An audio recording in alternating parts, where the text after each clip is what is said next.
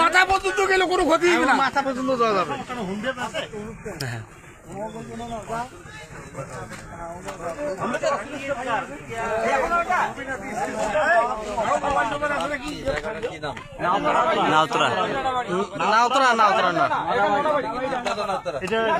এইদিকে ডিমলে ওইদিকে নাওতরা, মাঝখানে নদী।